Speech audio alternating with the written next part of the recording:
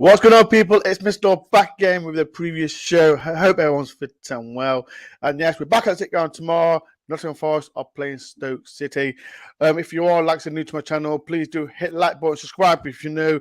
I think I'm like 15 away for 6K. So like I said, if you're new, please do hit the subscribe button. It helps me fantastic well. As well, if you want to do a score prediction for the game tomorrow, put a link in the link below and we'll get your result in. Right, I've got a special guest. I think he's been on the channel before, and he's the namesake, my name as well. How you doing, Ben? I'm okay, mate. I must admit it's my fault that we're late today. Don't worry about it. This isn't the camera angle I wanted. This isn't how I wanted to sound, but we're here, and that's the main thing, right? That's what it matters. Like I said, Ben, he's been on the channel before. Like I said, we're going to talk about the game. We're going to talk about Stoke's form. I know the form's been a bit iffy, but like I said, Ben will talk more about that. After Nottingham Forest's fantastic win against Blackburn, what are the games? So people in the comments, how are you feeling about the Blackburn game, and how are you feeling about tomorrow's game, like Stoke on form?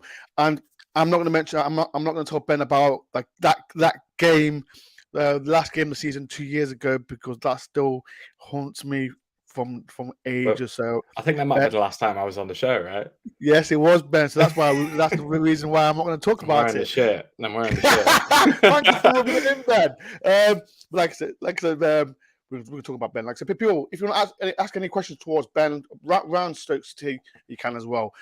Right, Ben, let's get started. We know what. Let's talk. Like we came to a ground, we lost 1-0, and like for me, like as a Forest fan, we wasn't great. I don't think you was great, but you won 1-0. From your point of view, from that game from onwards, how has Stoke has been?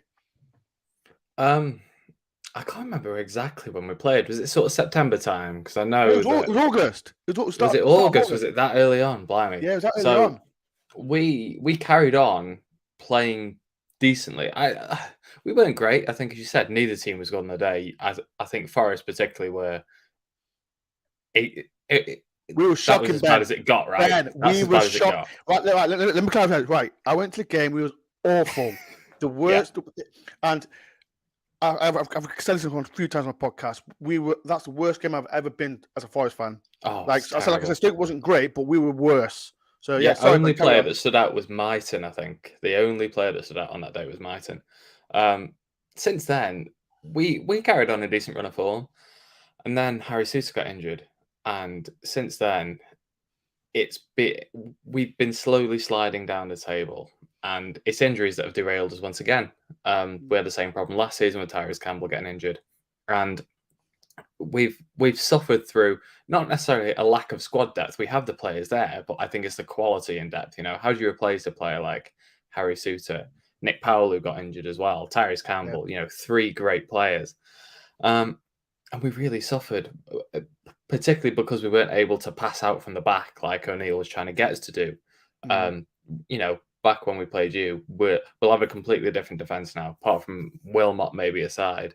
We had Ostergaard, who's now on loan at Genoa, I think. And then we had Danny Bart, who's now at Sunderland. No, we had Harry Souttar, but we were playing Danny Bart, who is now at Sunderland. We're also playing James Chester, who's nowhere near the team at the moment. Okay. And that brings me on to like we've recruited well in January. And I think we'll come on to this, but we're showing signs that we're regaining that form slowly that we had at the start of the season. And that was the next question I'm about to say. Like I said, you're slowly like getting to that playoffs. Like I said, I think your form wise, I'll mention other players as well, but your form is slowly picking up. And like I said, you're close to the playoffs, aren't you? We're not far away, you know, not as close as I'd like, to be honest, in the middle of February. But you know what? There's a third of the season left to go. You guys know better than anyone what can happen in the last few games of the season, right? So I remain relatively optimistic, particularly because we seem to have recruited very well.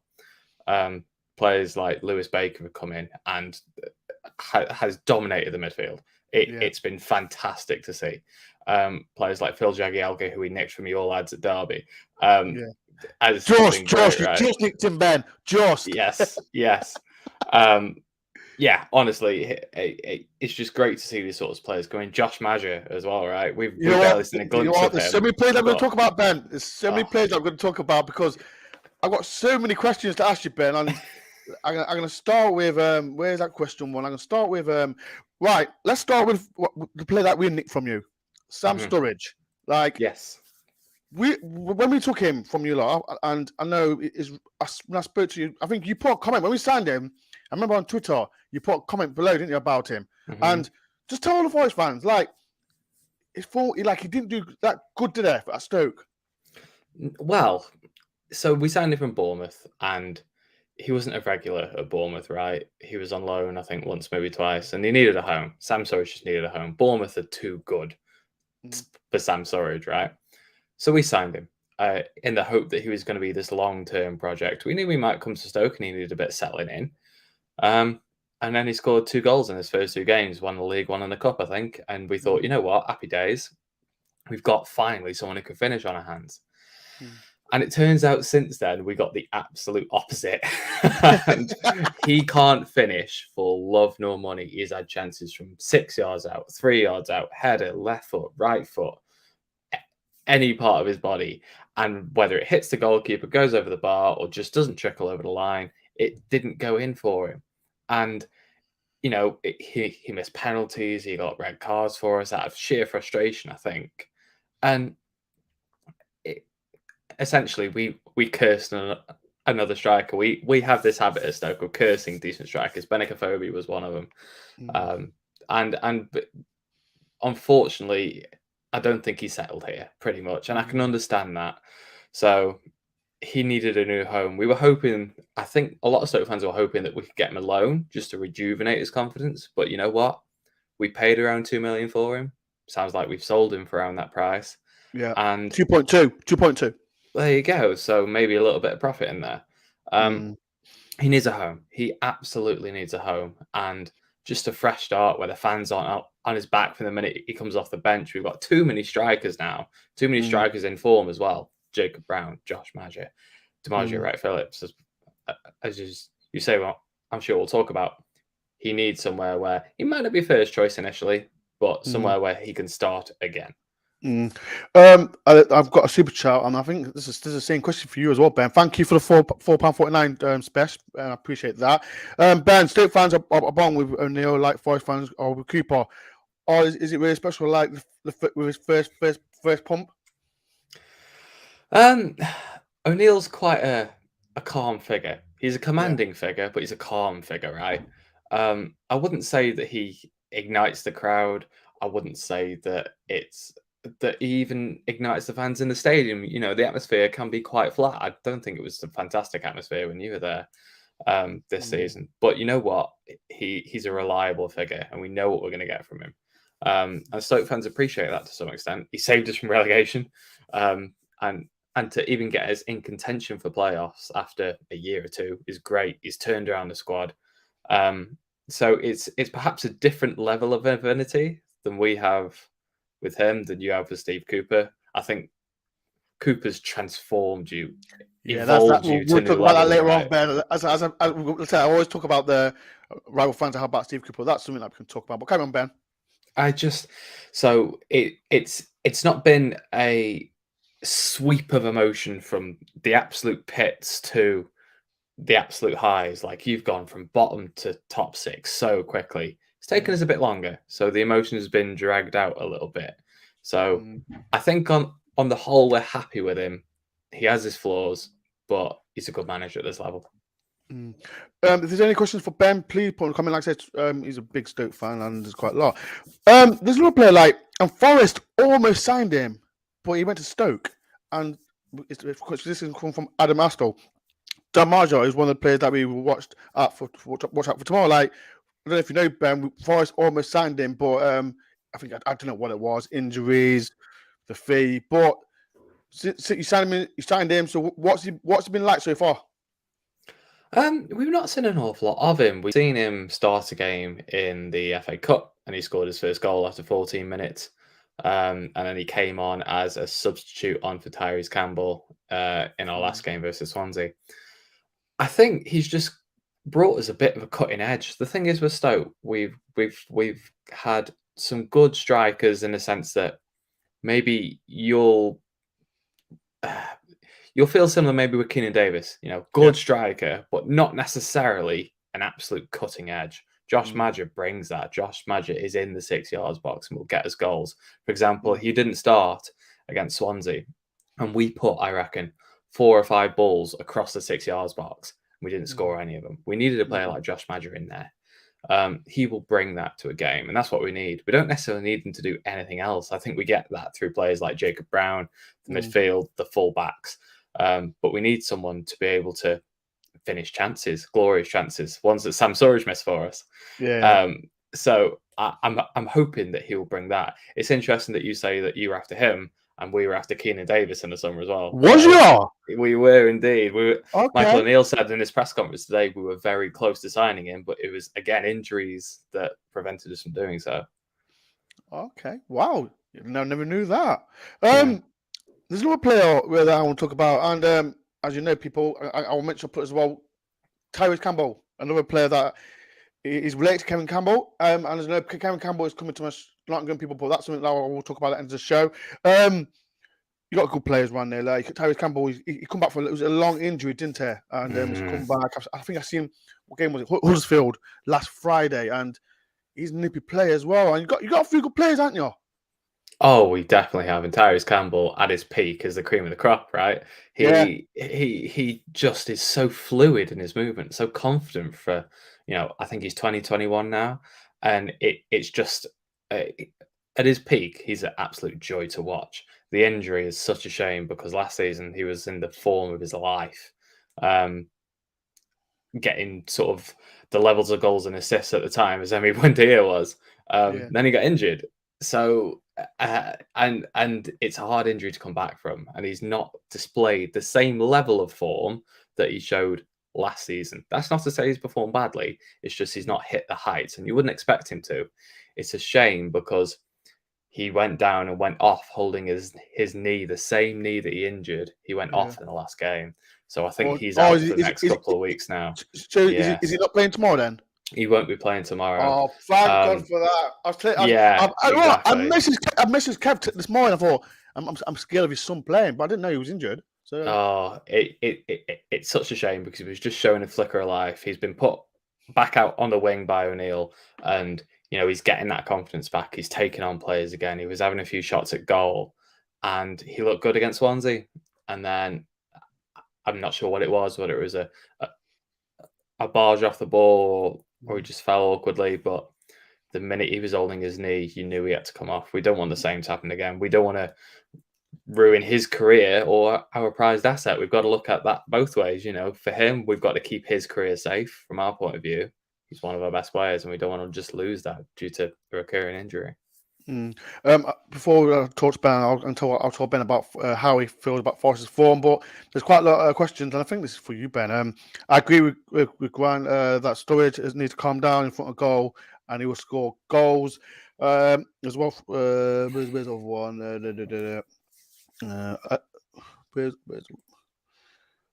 Imagine Sturridge can actually form in tomorrow. It'd just be typical. Oh, there's as well. And there's another one. I think this is way back. How did you feel about Mark Hughes? Was the right decision for the club to consider what he did and where you could stay as a club? What happened was we either sacked him too early or too late.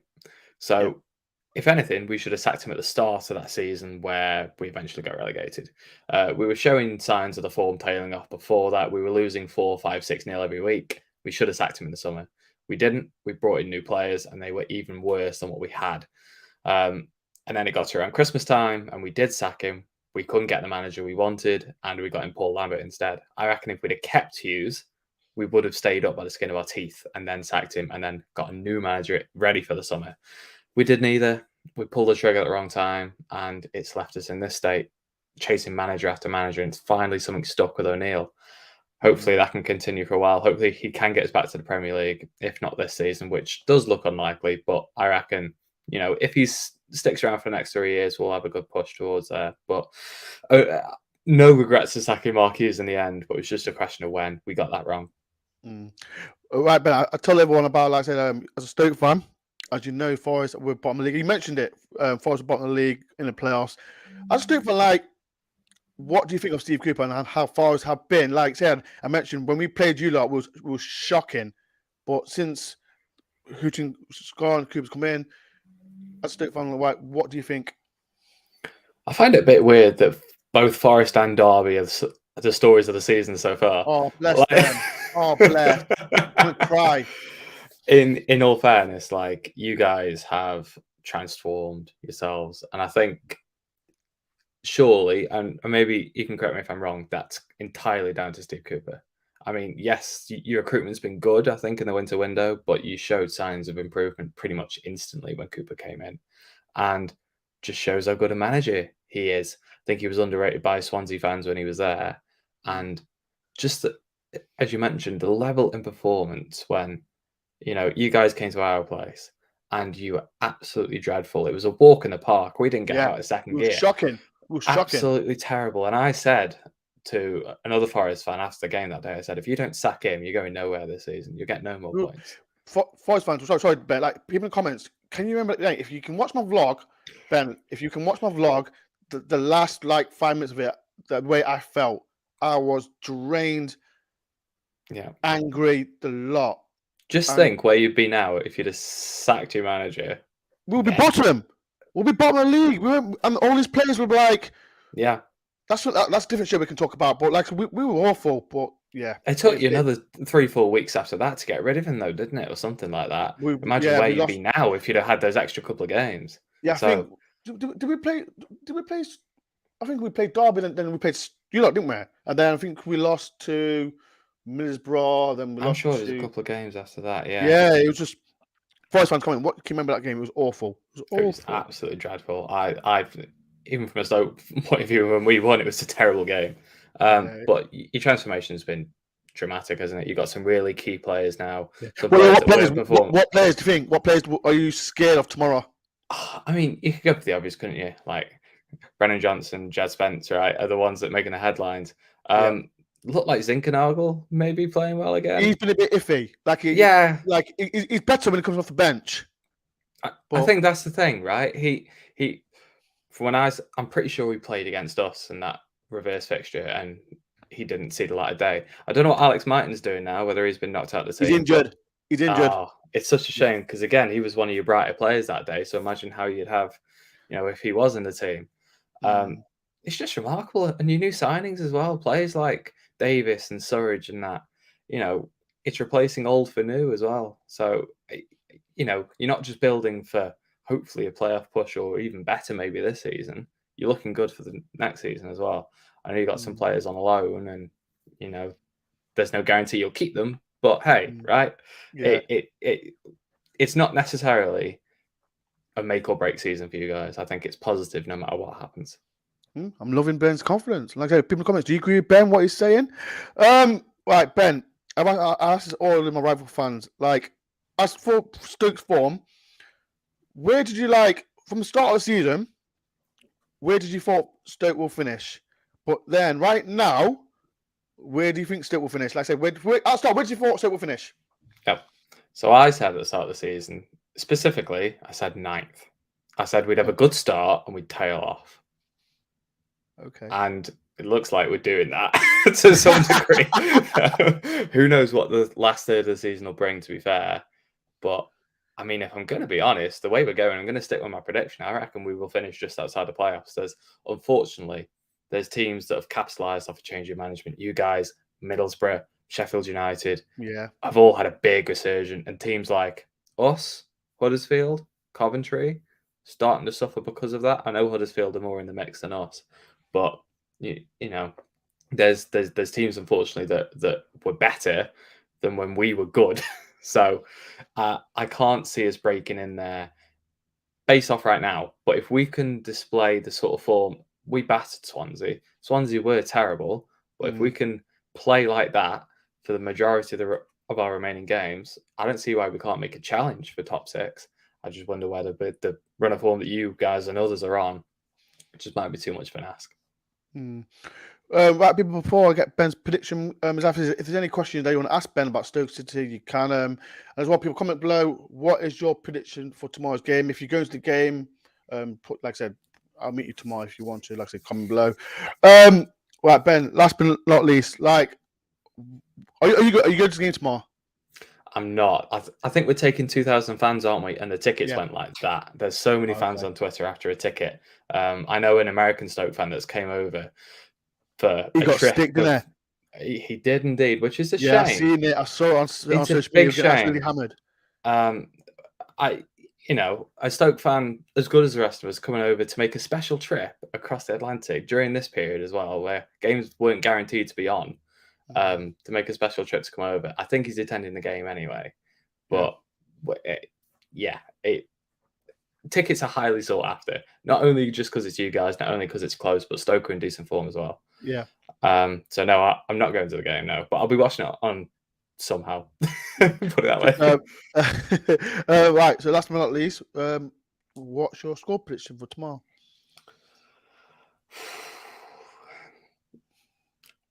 I can't. My heart wants to be brave and say, like, you know what? I think our transfers have actually made a big difference, and I think we could nick it. But you guys are in such a good run of form, and my head says you guys are just going to be too good. I'm going to try and balance that out and say, like, okay, he's balancing out, people. He's balancing out. It's going to be a good game with two good teams on display here. I want to go for a 2-2. Ooh, so Ben saying 2-2. What does everyone agree? Do you think it would be 2-2? As everyone knows, I don't do my prediction. Benny, I just thought I'd tell you about. I don't do my score prediction until an hour before the game. It's just a ritual I always do. So you know that Sam Sturridge is on. He's going to miss a few, yeah. So like I said, Ben says 2-2. I'm not looking. I think there's a question for you, Ben. I think we've already answered this already. What player stands out for you for a squad, Ben? Yeah, if I'm answering again specifically, and he probably gets mentioned a lot, but specifically Spence, because Timon flies down the wing. Josh Timon flies down the wing at left back, and he's either got Jaden Phillips in front of him, who's a very young wing on loan from Aston Villa, or he's got Managerial Wright Phillips in front of him, who's a very young Stoke striker. Yeah. So Spence is surely going to break the lines, and I think he's going to struggle that way. I reckon there could be a vulnerability on our left-hand side, which, considering the players you've got down there, is a real shame, isn't it? Yeah. Ben, I think another question. From start to start, I wonder if Stoke still have a 6-foot-tall recruitment policy. I thought they did 15 years ago. Well, you know what? It's odd because I think we've signed Philogene Bedos, who's about 5'9". DeMarjo Wright Phillips has come through the academy. He's about 5'9". Josh Madge signed. I reckon he's about 5'11". Who else we signed? Lewis Baker looks pretty tall. Taylor Howard-Bellis doesn't look the biggest. I reckon there's some players in this team. Joe Allen's about 5'0". Don't worry about him. Ryan Yates are home in the back pockets. It's okay. Even someone like Joe Bursic's about 6 foot. So maybe Stephen Fletcher aside, we're quite a small team now. Have you got Stephen Fletcher on your side? Yeah, I've got Stephen Fletcher. Yeah, he's a threat. I know he's about 33, 34. Yeah, he is. I wouldn't be surprised if he makes a start tomorrow, just to help Jacob Brown out. There's another question from Ben. Are you afraid of Scott McKenna? To be honest, I'm more afraid of Stoke's inconsistency. I think that's the problem. Honestly, Stoke is such a mixed bag from game to game, and we could either turn up tomorrow and we could give you a great, good game, or we turn up and players like McKenna are just going to trample right through us. Depends how O'Neill sets his tactics up. Depends what the players had for breakfast.